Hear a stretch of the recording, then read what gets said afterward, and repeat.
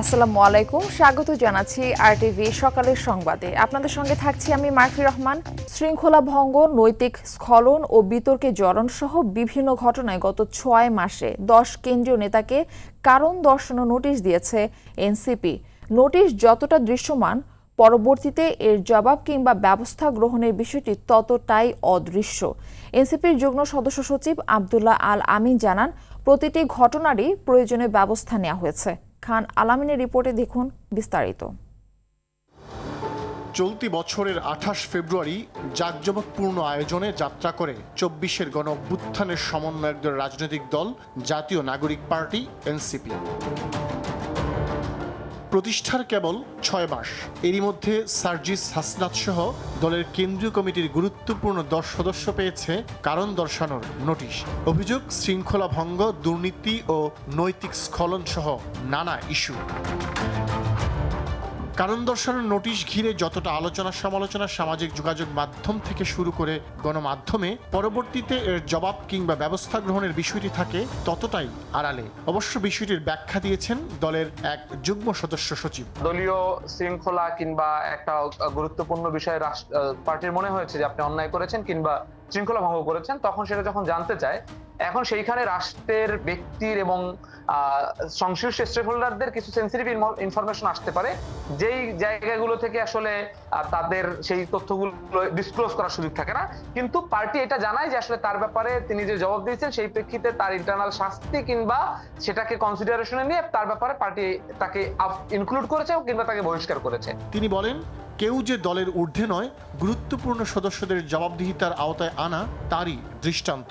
NCP এমন একটা জায়গায় আছে, আহ্বায়ক যদি আগামীকালকে কোনো দলের সাথে যায় না, এমন কোনো ভুল করে, আহ্বায়ককে এনসিপির দপ্তর থেকে এটার জন্য জবাব চাইতে পারে। এই পরিমাণ এনসিপি স্ট্রেংথ নিজে অর্জন করেছে। এরপর এনসিপি পার্টি হিসেবে টিকে থাকবে এবং পার্টি হবে আসলে সকলের উপরে এবং পার্টির উপরে হবে দেশ। শৃঙ্খলা ভঙ্গের অভিযোগগুলো তদন্ত করে এনসিপির শৃঙ্খলা কমিটি। এই কমিটির প্রধান এনসিপির যুগ্ম সদস্য সচিব আব্দুল্লাহ আল আমিন বলেন, প্রতিটি ঘটনায় ব্যবস্থা গ্রহণ করা হয়েছে। কোন কোন কমিটি আমরা বাতিল করেছি, কাউকে আমরা সংগঠন থেকে অব্যাহতি দিয়েছি, বহিষ্কার করেছি। কারো কারো ক্ষেত্রে আমরা শোকজের জবাবে সন্তুষ্ট হয়েছি, শোকজ প্রত্যাহার করেছি। কারো কারো হয়তোবা তাকে একটা সতর্কবার্তা দেওয়া হয়েছে যাতে এই ধরনের কাজে এঙ্গেজ না হয়। কেন্দ্রীয় কমিটি ছাড়াও এনসিপির জেলা ও উপজেলা কমিটির অনেকের বিরুদ্ধে সাংগঠনিক ব্যবস্থা নেওয়া হয়েছে বলে জানান আল আমিন। খান আলামিন, আরটিভি, ঢাকা। বাংলাদেশি পণ্যে যুক্তরাষ্ট্রের শুল্ক হার ৩৫ থেকে ২০% কমিয়ে আনায় স্বস্তি ফিরেছে রপ্তানিকারকদের মধ্যে। ৩১ জুলাই ট্রাম্পের এই নির্বাহী আদেশে কর্মচাঞ্চল্য ফিরে চট্টগ্রামের পোশাক কারখানাগুলোতে। নতুন শুল্ক তৈরি পোশাক কিনতে আগ্রহ হচ্ছেন যুক্তরাষ্ট্রের আমদানিকারকরা। চট্টগ্রাম থেকে সাইফুল মাহমুদের পাঠানো তথ্যচিত্রে আরও জানাচ্ছেন সাকিব আল হাসান।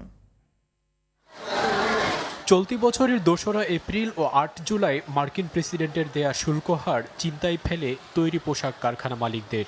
যুক্তরাষ্ট্রে সরাসরি তৈরি পোশাক রপ্তানি করে চট্টগ্রামে এমন প্রতিষ্ঠান রয়েছে ২৫০ শতাধিক। দেশের মোট রপ্তানি আয়ের প্রায় অর্ধেক আসে এসব প্রতিষ্ঠান থেকে। মার্কিন প্রেসিডেন্ট ডোনাল্ড ট্রাম্প বাংলাদেশি পণ্যে পরপর ৩৫ ও ৩৭% শুল্ক হার নির্ধারণ করলে প্রায় বন্ধ হওয়ার উপক্রম হয় চট্টগ্রামের এসব পোশাক শিল্প। এরপর ৩১ জুলাইয়ের এক নির্বাহী আদেশে স্বস্তি ফিরে পোশাক শিল্পে। দ্বিতীয় দফায় দেয়া ৩৫% শুল্ক হার কমিয়ে ২০% নির্ধারণ করেন প্রেসিডেন্ট ট্রাম্প, যা নতুন শুল্ক অনুযায়ী প্রতিযোগী দেশ ভারতের চেয়ে ৩০ ভাগ ও চীনের চেয়ে ২০ ভাগ কম। নতুন শুল্ক হার ঘোষণার পর পণ্যের অর্ডার দিতে শুরু করেছেন যুক্তরাষ্ট্রের ক্রেতারা। ট্যারিফ ঘোষণার পরে বেশ কিছু অর্ডার আমাদের ফিরে আসছে এবং আরও অর্ডার আসছে। আমাদের কস্টিং চলতেছে, আমরা আশা করতেছি আরও অর্ডার আসবে। এখন যখন সেটা 20% বাংলাদেশের উপর হয়ে গেল এবং আমাদের প্রতিদ্বন্দ্বী দেশগুলো বেশিরভাগ 20%-এর কাছাকাছি সবাই, সেহেতু আমরা একটা স্বস্তিকর পরিস্থিতিতে আছি। মার্কিন বাজারে বছরে প্রায় $840 কোটি পণ্য রপ্তানি করে বাংলাদেশ, যার মধ্যে প্রায় $700 কোটি পোশাক পণ্য। সাকিব আল হাসান, আরটিভি। দর্শক, এই বিষয়ে আরও জানাতে চট্টগ্রাম থেকে যুক্ত হচ্ছেন সহকর্মী সাইফুল মাহমুদ। শুল্ক হার কমার খবরে রপ্তানিকারকদের মধ্যে উৎসাহ উদ্দীপনা কেমন দেখছেন এবং এর ফলে চট্টগ্রামের রপ্তানি বাণিজ্যে এর কি প্রভাব পড়েছে জানাবেন। যে মারফি আসলে যেমনটি বলেছেন, মার্কিন যুক্তরাষ্ট্র শুল্কের হার আসলে কমানোর ফলে চট্টগ্রামের যেই 250টি গার্মেন্টস কারখানা রয়েছে সেগুলিতে কিন্তু স্বস্তি ফিরে এসেছে এবং মালিক শ্রমিকদের মধ্যে কিন্তু এক ধরনের সুবাতাস বইতে শুরু করেছে।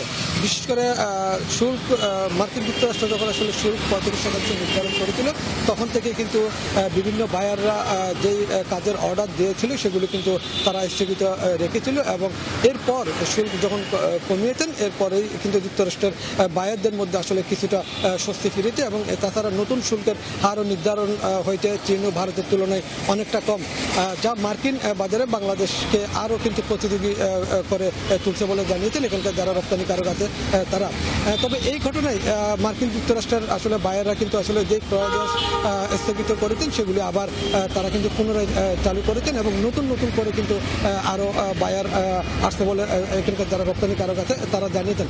আরেকটা বিষয় হচ্ছে যে যেহেতু চীন এবং ভারতের তুলনায় আমাদের শুল্কের হার অনেকটা কম, সেজন্য কিন্তু ভারত এবং চীন থেকে অনেক বায়াররা কিন্তু বাংলাদেশের রপ্তানিকারকদের সাথে যোগাযোগ করতে শুরু করেছেন এবং বিশেষ করে মার্কিন যুক্তরাষ্ট্রে যে 840 কোটি ডলার রপ্তানি হয়ে থাকে তার মধ্যে প্রায় 50%ই কিন্তু চট্টগ্রাম থেকে গিয়ে থাকে বলে জানিয়েছেন এখানকার রপ্তানিকারকরা। সেই হিসেবে আমেরিকার বায়াররা কিন্তু আসলে শুধুমাত্র চট্টগ্রামে যোগাযোগ করছেন এই মুহূর্তে এবং বেশ কিছু রপ্তানিকারক আমাদেরকে জানিয়েছেন তাদের সাথে ইতিমধ্যে নতুন করে অর্ডার নেওয়া হচ্ছে এবং তাদেরকে বিভিন্ন ধরনের ডিজাইন দেওয়া হচ্ছে কি পরিমাণ পোশাক আসবে এবং সেটা ডিজাইন দিচ্ছে। এবং আরেকটা বিষয় জানিয়ে রাখি সেটি হচ্ছে যে অনেক রপ্তানিকারক বলেছেন যে সামনে যে শীতকাল আছে সেই শীতকাল উপলক্ষে তারা বেশ কিছু পণ্যের নতুন অর্ডার ইতিমধ্যে পেয়েছে। তবে এই পর্যন্ত দেশের অর্থনীতিতে আসলে যে ভূমিকা রেখেছে সেটিতে চট্টগ্রামের গার্মেন্টসগুলির অবদান সবথেকে বেশি বলে মনে করছেন এখানকার রপ্তানিকারক আছে তারা। এই ছিল আমার কাছে সর্বশেষ সংবাদ। জি সাইফুল মাহমুদ, আপনাকে অসংখ্য ধন্যবাদ। কুমিল্লার মুরাদনগর উপজেলায় প্রায় প্রতিটি ঘরে ঘরে ছড়িয়ে পড়ছে ভাইরাস জ্বর। শরীরে প্রচণ্ড ব্যথা সহ দেখা দিচ্ছে নানা উপসর্গ। আক্রান্ত হচ্ছেন ছোট বড় সবাই, তবে বেশি আক্রান্ত হচ্ছে শিশুরা। যাদের রোগ প্রতিরোধ ক্ষমতা কম তাদের বেশি ভোগান্তি পোহাতে হচ্ছে। এদিকে হাসপাতালে শয্যা কম থাকায় দুর্ভোগে পড়েছে আগত রোগীরা। কুমিল্লার প্রতিনিধি আরিফ হোসেনের পাঠানো তথ্যচিত্রে বিস্তারিত জানাচ্ছেন আবরার মাহি। এই চিত্র কুমিল্লার মুরাদনগর উপজেলা স্বাস্থ্য কমপ্লেক্সের। হাসপাতালের বহির্বিভাগে প্রতিদিন চিকিৎসা নিতে আসা 650 থেকে 700 জনের মধ্যে 350 থেকে 400 জন রোগী আসেন ভাইরাস জ্বর নিয়ে। বেশি রোগী ভর্তি হওয়ায় চিকিৎসা দিতে বেশ বেগ পেতে হচ্ছে। শয্যা না পেয়ে মেঝেতে ও বারান্দায় চিকিৎসা নিচ্ছে রোগীরা। এক সপ্তাহ যাবত জ্বর সেরে জ্বর আসে, আমি অনেক ওষুধ খাওয়াইছি। এখন উপজেলা স্বাস্থ্য কমপ্লেক্সে ডাক্তার দেখানোর জন্য নিয়ে আসি। এখন মনে হচ্ছে জ্বরটা দিনে ছাড়তেছে রাতে উঠতেছে, তাই আমি ডাক্তারের কাছে চলে আসলাম। আমার বাচ্চার জ্বর ঠান্ডা কাশ, এখন ডাক্তারের জন্য অপেক্ষা করতেছি। বর্তমানে আবহাওয়া পরিবর্তন ও বিভিন্ন কারণে ভাইরাস জ্বরে আক্রান্ত হচ্ছে মানুষ। তবে এই বিষয়ে সচেতন থাকার পরামর্শ চিকিৎসকদের। আবহাওয়াগত কারণে আমাদের বিভিন্ন ধরনের ভাইরাল ডিজিজ এখন বেশি। বাচ্চাদেরকে এখন অযথা বাইরে ধুলাবালিতে এগুলা এক্সপোজ থেকে দূরে রাখবেন। হিউমিডিটি অনেক বেশি থাকার কারণে মানুষের এই ভাইরাস জ্বরের পরিমাণ অনেক বেশি এবং পাশাপাশি হচ্ছে বর্ষাকাল যেহেতু একটু পরে বৃষ্টি নামে, একটু বৃষ্টির ফোঁটা কারো শরীরে পড়লে, মাথায় 1-2 ফোঁটা পানি পড়লেই অনেকেই আমরা অসুস্থ হয়ে যাচ্ছি। হাসপাতালগুলোতে আসন সংখ্যা সীমিত, জনবলও কম, চিকিৎসা সরঞ্জাম অপ্রতুল, ফলে জনগণকে দুর্ভোগ পোহাতে হচ্ছে। আবরার মাহি, RTV। পাবনার ঈশ্বরদী এবং সুনামগঞ্জের দোয়ারাবাজার উপজেলার নরসিংপুর ইউনিয়ন স্বাস্থ্য ও পরিবার কল্যাণ কেন্দ্রগুলোতে ব্যাহত হচ্ছে চিকিৎসা সেবা। কোনোটিতেই নেই পরিপূর্ণ জনবল। সংস্কারের অভাবে জরাজীর্ণ ভবনে চলছে কার্যক্রম। বসবাসের একেবারেই অনুপযোগী হয়ে পড়েছে স্টাফ কোয়ার্টারগুলো। দীর্ঘদিন ধরে ঔষধ সরবরাহ না থাকায় চিকিৎসা সেবা বঞ্চিত হচ্ছেন গ্রামীণ জনপদের রোগীরা। প্রতিনিধিদের পাঠানো তথ্যচিত্রে বিস্তারিত জানাচ্ছেন লামিয়া তানজিন মাহমুদ। জায়গায় জায়গায় খসে পড়ছে পলেস্তারা, বৃষ্টির পানি পড়ছে ভবনের ভেতরে, ঝোপঝাড়ে বাসা বেঁধেছে ইঁদুর আর ব্যাঙ, আড্ডা জমায় মাদক শিবিরা। এভাবেই মাথা উঁচু করে দাঁড়িয়ে আছে পাবনার ঈশ্বরদীতে থাকা 7টি ইউনিয়নের স্বাস্থ্য ও পরিবার কল্যাণ কেন্দ্র, যেখানে 8 মাসেরও বেশি সময় ধরে বন্ধ রয়েছে ঔষধ সরবরাহ। সেবার জন্য জনবল এখানে বিলাসিতার নামান্তর। পাইপগুলো ভাঙার কারণে বিল্ডিংটা ভিজে যাচ্ছে, সার্বিক কাজে অসুবিধা হয়। পর্যাপ্ত ওষুধ সরবরাহ না থাকার কারণে এলাকার মানুষ সেবা থেকে বঞ্চিত হচ্ছে।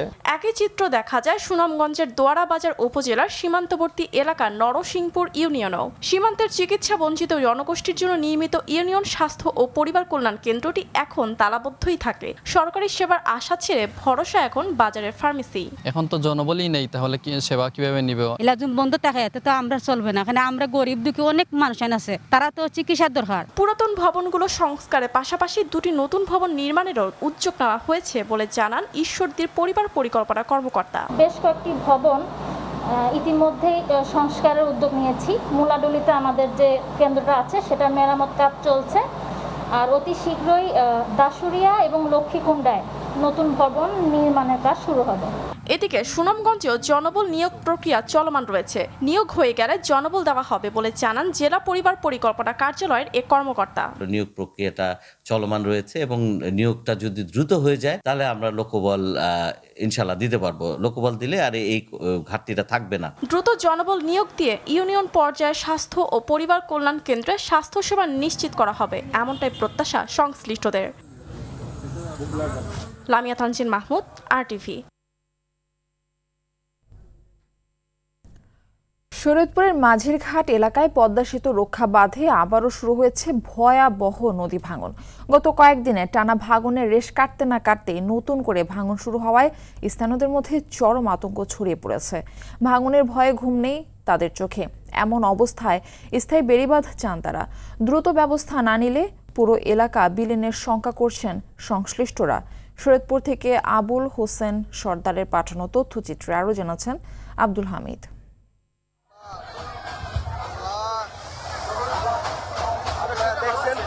আল্লাহু আকবার, আল্লাহু আকবার।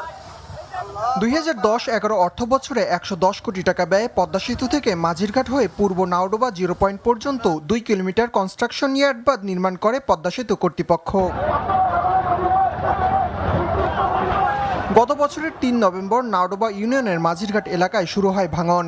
বিলীন হয় 100 মিটার অংশে 2,87 লাখ টাকা ব্যয়ে জিও ব্যাগ ও সিসি ব্লক ফেলা হয়। তবে চলতি বছরের 7 জুলাই নদীগর্ভে বিলীন হয়ে যায় বাঁধের এ অংশ। নতুন করে পানি উন্নয়ন বোর্ড জিও ব্যাগ ডাম্পিং করলেও থামছে না ভাঙন। এতে ভিটেমাটি হারানোর আতঙ্কে আছেন স্থানীয়রা। 8টা বাড়ি ছিল, আমাকে টাসা বর্ষা ছিল, তখন আমাকে রাস্তা ছাড়া আমাকে দাঁড়ানোর কোনো জায়গা নেই। বোরে মানুষ আমার ডাকিয়ে উঠেছে, তাড়াতাড়ি উঠেন, কে আমাদের নদীর পাড়ে যা আছে সব নিয়ে গেল। ধরে গেছি, কিচ্ছু রাখতে পারি নাই।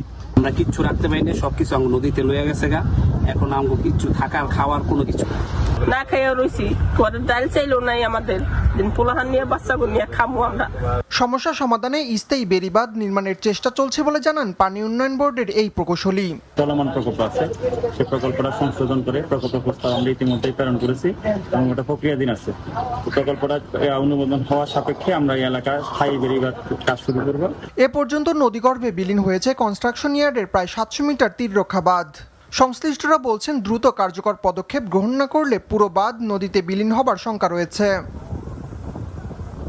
আব্দুল হামিদ, RTV।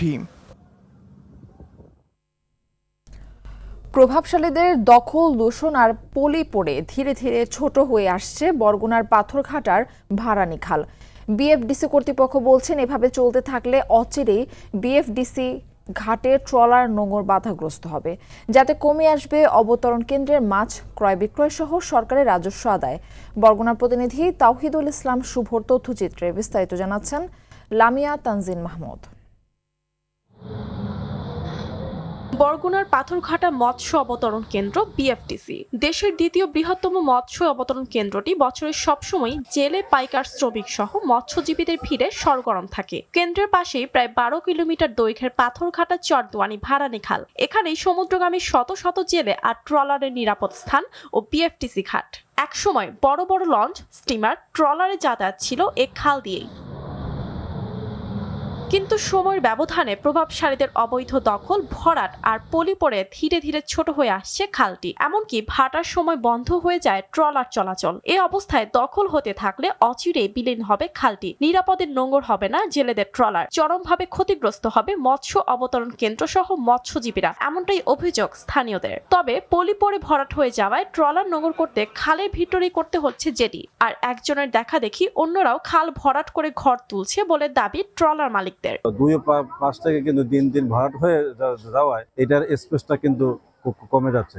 ময়লা ফেলা পড়তে পড়তে অনেক ভরি গেছে, এখন বোট আওয়াটাই বাজে ট্রলার। এভাবে চলতে থাকলে দ্রুতই ব্যাপক ক্ষতির সম্মুখীন হবে মৎস্যজীবী এবং মৎস্য অবতরণ কেন্দ্র, জানালেন পিএফটিসি কর্তৃপক্ষ। খুব সম্প্রতি সময়ের মধ্যে যদি এটা খনন না করা হয় বা সুন্দর ব্যবস্থাপনার মধ্যে না আনা হয়, তাহলে দেখা যাবে যে সামনের দিনগুলোতে বোটগুলো আর এই খাল দিয়ে ঢুকতে পারবে না। এদিকে বিষয়টি নিয়ে কাজ করার আশা ব্যক্ত করলেন উপজেলা নির্বাহী কর্মকর্তা। যারা খাল অবৈধভাবে দখল করে বিভিন্ন স্থাপনা করছে, আমরা সেগুলো উচ্ছেদের ব্যবস্থা করব শীঘ্রই। এখানকার যারা মৎস্যজীবী লোকজন আছেন, যারা জেলে রয়েছেন, তারা সমুদ্র পথে যাতায়াত করে এবং এখানে যে বরফ নিতে আসে, কোনো মতেই খালের জায়গা দখল করে কোনো ভবন বা কোনো স্থাপনা করার সুযোগ নেই। দ্রুত সময়ের মধ্যে অবৈধ দখলদার উচ্ছেদ ও নদী খননের মাধ্যমে ফিরে আসবে খালের পুরাতন রূপ। তাহলেই টিকে থাকবে দেশের দক্ষিণাঞ্চলের মৎস্য অবতরণ কেন্দ্র ও হাজারো মৎস্যজীবীদের কর্মস্থল, এমনটাই দাবি জেলে এবং স্থানীয়দের। লামিয়া তানজিন মাহমুদ, আরটিভি। মুন্সিগঞ্জের সিরাজদিখানে ঢাকা মাওয়া এক্সপ্রেসওয়েতে ট্রাকের পেছনে যাত্রীবাহী বাসের ধাক্কায় একজন আহত হয়েছেন অন্তত 6 জন। গতরাতে এক্সপ্রেসওয়ের নিমতলা রেলওয়ে স্টেশন এলাকায় এই দুর্ঘটনা ঘটে। প্রত্যক্ষদর্শীরা জানান, ঢাকামুখী হানিফ পরিবহনের একটি বাস নিয়ন্ত্রণ হারিয়ে সজোরে একটি চলন্ত ট্রাকের পেছনে ধাক্কা দেয়। এতে ঘটনাস্থলে একজনের মৃত্যু হয়। আহতদের উদ্ধার করে শ্রীনগর উপজেলা স্বাস্থ্য কমপ্লেক্সে পাঠায় ফায়ার সার্ভিস। দুর্ঘটনা কবলিত বাস ও ট্রাকটি জব্দ করেছে হাসারা হাইওয়ে থানা পুলিশ।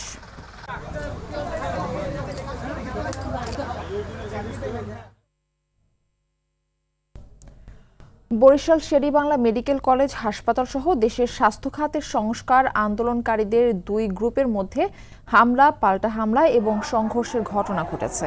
রোববার দিবাগত রাতে বরিশাল সরকারি ব্রজমোহন কলেজে এই ঘটনা ঘটে।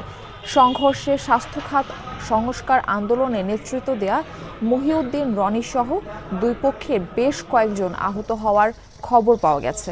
তাদের মধ্যে উভয় পক্ষের 5 জনকে গুরুতর অবস্থায় বরিশাল শের-ই-বাংলা চিকিৎসা মহাবিদ্যালয় হাসপাতালে ভর্তি করা হয়েছে। সরকারি দপ্তরে পদবি ও বেতন বৈষম্যকে লাল কার্ড দেখালেন চাকুরেরা। জাতীয় প্রেস ক্লাবের সামনে বাংলাদেশ প্রশাসনিক কর্মকর্তা বাস্তবায়ক ঐক্য পরিষদ আয়োজিত মানববন্ধনে এই লাল কার্ড দেখানো হয়।